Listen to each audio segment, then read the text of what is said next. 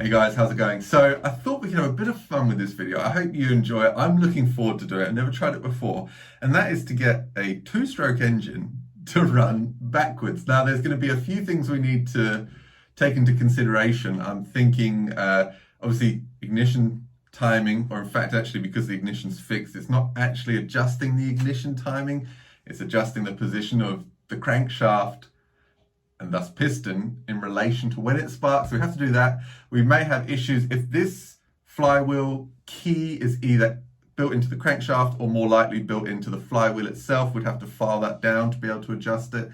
But two-stroke engines, the only thing that's stopping a two-stroke engine from going the other way is ignition timing.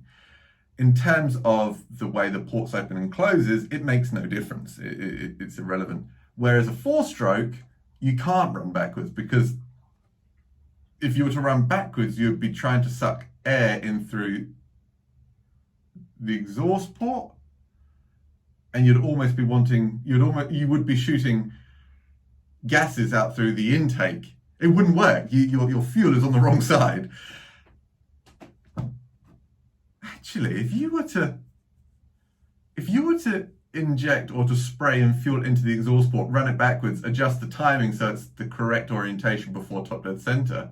All right, maybe we'll do that for a different video. I have no idea whether you can actually do that, but I do know two strokes can run backwards, and we're going to see if we can get this one to run backwards.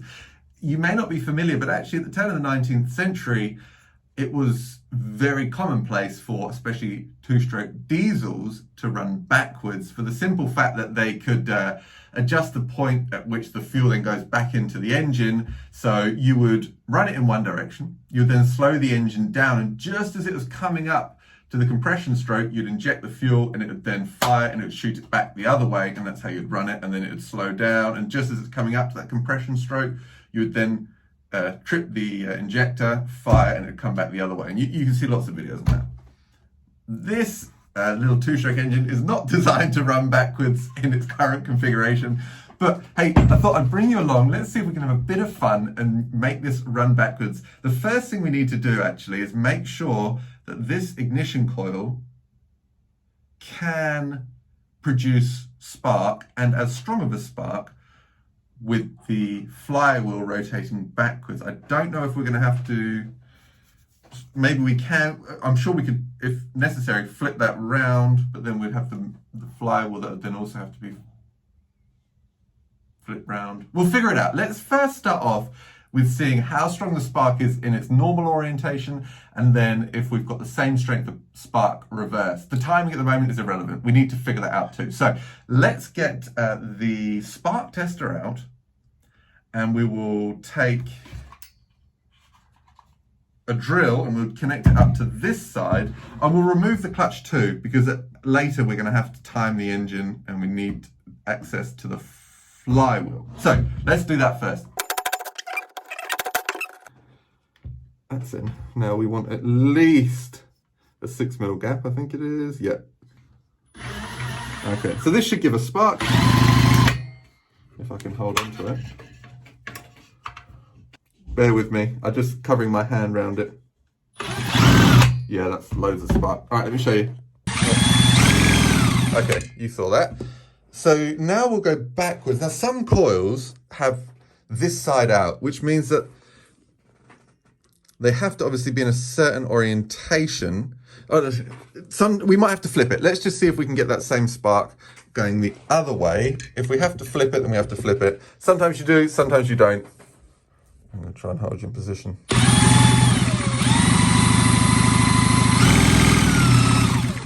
think I just saw a spark there.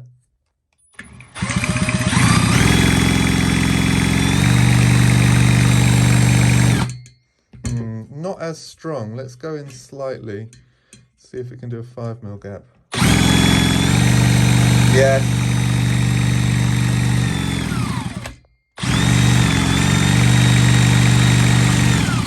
Yeah, perfect. Right, let's reset you up. And the other way. It's certainly stronger in the right orientation. Let's find out when it's sparking now, and then we can set that piston position so that it sparks after top dead center, which would technically be before top dead center when we run it backwards. So we need to get let's get it to top dead center first, and we're going to put a little mark. So those can go away. Top dead center first, rough top dead center. And then I'll just go around the outside of it. Can you see that? Just there. So we are going to use my spark tester as the brake here. Timing light. This timing light's a really good one. It's perfect for on the go. If you're timing an engine, it's not always convenient that you have a nice battery that you can then hook up and then you have to charge the battery. This is literally just a timing light that has two double Ds, plus, D plus, whatever, D cells, D batteries. And that's all it takes. And that's lovely. There's no extra wires.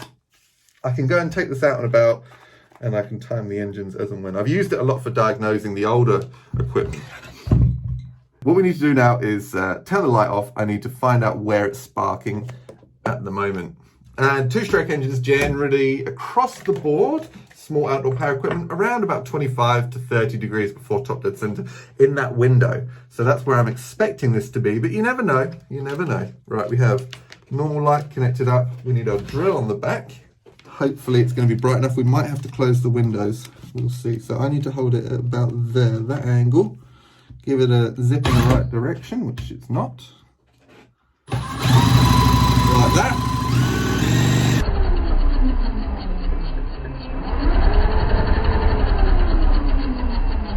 Interestingly enough, this coil, being an electronic ignition coil, has timing advance already built into the circuitry inside it. If I am going really slow, it actually is firing about here, but as I speed up the RPM, it fires about here. That's advanced. That is actually literally ignition advance.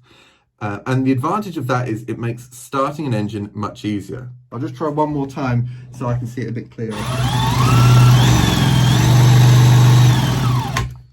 I think it's about there, so I'll just do that mark and then I'll just see if that still lines up. Yeah, so that is the correct orientation and timing for that orientation. So if I put now a little white mark on the very edge, like that. So that is our normal orientation spark timing, which is, we'll put N, S, P, normal spark timing. Now let's go backwards and see what it is, because otherwise we're going to have it all set up wrong, because we're not going to be spinning in that orientation, but we need to know where that is so we could then do the same on the other side. So backwards is like over here. So if I just put a line roughly there and I'll see if I can match it. I might have to remove it.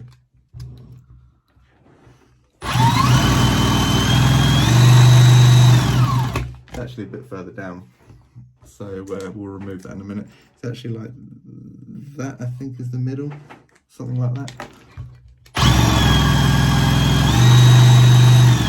Yeah, that's exactly where it is. So this is normal spark timing in that way, and that is backwards spark timing, or we'll put R for reverse spark timing. We'll set up with a degree wheel, and then we will find out where that is. We'll find top dead center, and then we'll find out where the position of this flywheel is relative to the ignition coil, and then we'll mark it. I'll get a bit closer, and that stops at, and then we're going this way, 5. So 62 plus 42. 60, 70, 80, 90, 100. Perfect, that's 52.5 there. We can, yep. That's TDC there. 22.5. 22.5. Let me write that down. So 22.5. Now we want to find out where it sparks when we go backwards, which is there. Doesn't really matter about the timing just now. What it does do though is it gives us our position. So now I'm going to take the Sharpie and I'm going to draw on the magnet where it needs to be, when it fires. So I've just drawn a black line on where that post meets the magnet. That is where it sparks. We want to now set the piston up 22.5 degrees before top dead center, put the flywheel back on that position that I've just showed you, bolt it all up, run it backwards, and technically it should work. We need to set the piston at 22.5 degrees after top dead center. So that is, which way? That is 22.5 before. So we need 2.5 degrees.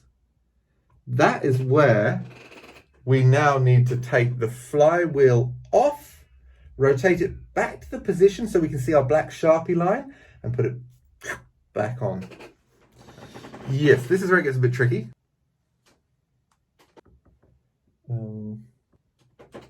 I think we'll just use, as best as we can to start with, I'm going to take my pen and I'm going to draw a vertical line on the crankshaft stub. That's what we're going to use. That comes off. So we don't change anything there. We need to get that flywheel off.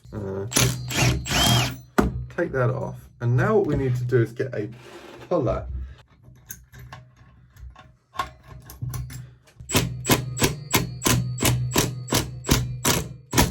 There we go. That pops off. And I heard a little drop. Ha! We don't have to file away the key. Let's put that on the laptop so we don't lose it.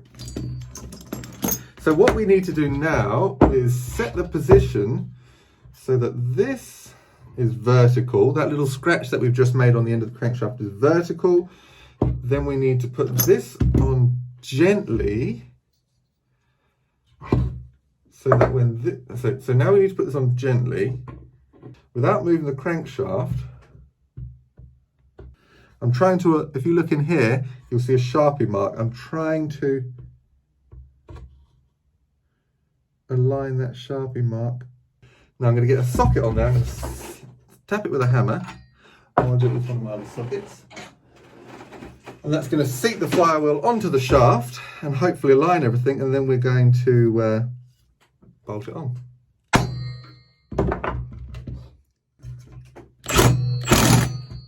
Let's double check it.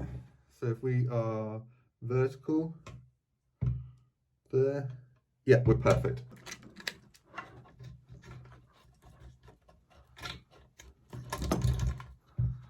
I'm going to zap these on.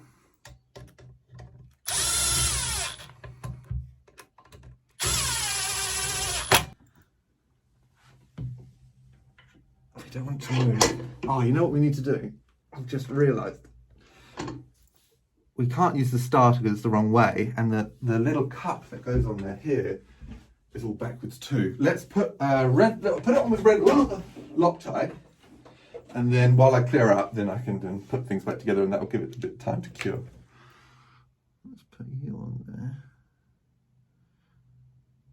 Like that. That's a lot, but that's fine. Oh, I'm a bit nervous. Now, technically, it should work. However, there's always a chance we've missed something. And if that's the case, then I will do a part 2. So I've got the drill. I just need to plug it in. Oh, you're not even upright. You're drunk. You're on your side. Let's see if we can run this bad boy. Now, that's the normal way. That is already in reverse. What do you think? Do you think we've now made this engine run backwards?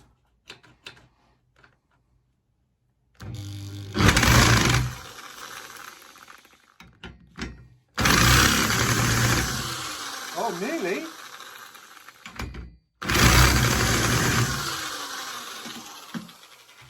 Oh, we're getting a little bit. I think something's not quite right.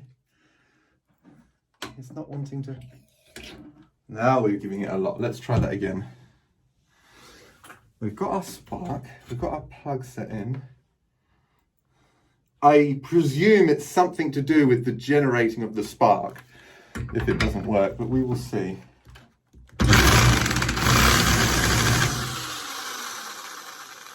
Or timing.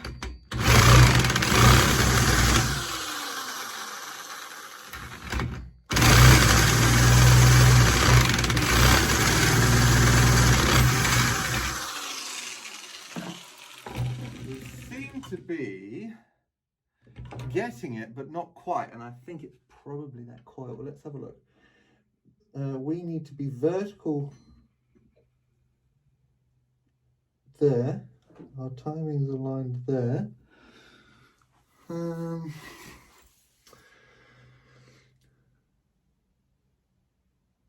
I would suggest that it's the energy of the spark that we're not quite getting. Even though it is sparking, we could always set the sparking light up and then go through the process again, because this should have kicked off. They're not touching, they're not touching.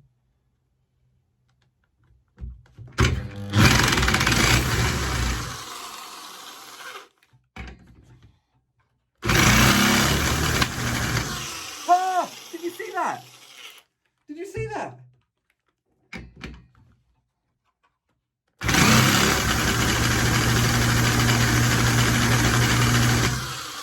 Needs more fuel.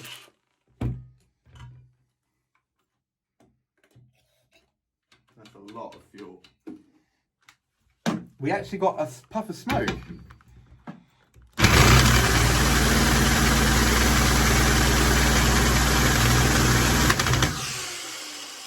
Oh! It wants to go.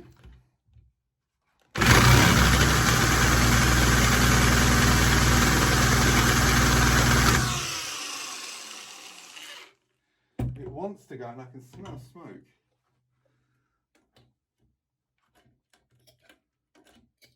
I'd suggest it's just the coil.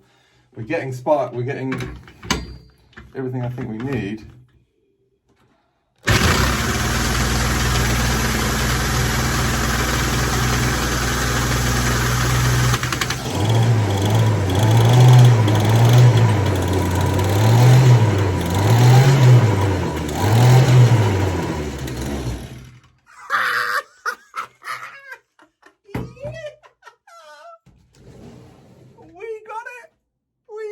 And I'm not bleeding, I'm not cut, I'm not hurt. Isn't that interesting? Yeah! All right, we'll just try one more time. Where's my fuel bottle? I won't put quite so much fuel in this time. There must have been a bit of fuel in the carb as well, because it kept running for a while. All right, are you ready? The light's gone because you vibrated. Full throttle. Really?